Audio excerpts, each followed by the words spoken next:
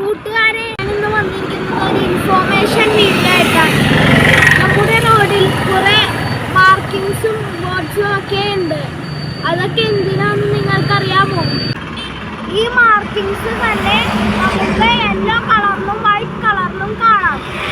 Yellow strong message ആണ് തരുന്നത്. ഇതാണ് എഡ്ജ് ലൈൻ.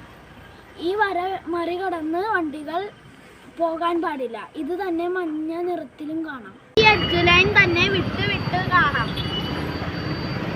ഈ വണ്ടികൾക്ക് ആ റോഡിലേക്ക് കയറാനാണ് ആ വര സൂചിപ്പിക്കുന്നത്.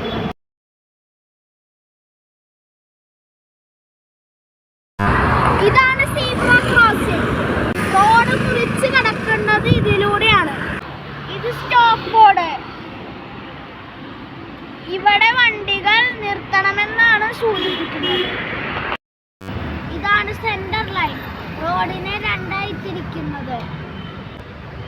ഈ വരയിൽ ഓവർടേക്ക് ചെയ്യാൻ പാടില്ല. ഇത് തന്നെ രണ്ടെണ്ണമുള്ളത് ഒട്ടും ഓവർടേക്ക് ചെയ്യാൻ പാടില്ല. ഇതാണ് സിംഗിൾ ബ്രോക്കൺ ലൈൻ.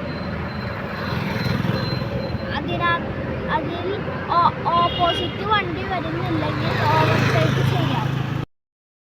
ഈ ട്രാഫിക് നിയമങ്ങളൊക്കെ എല്ലാവരും പാലിക്കേണ്ടതാണ്.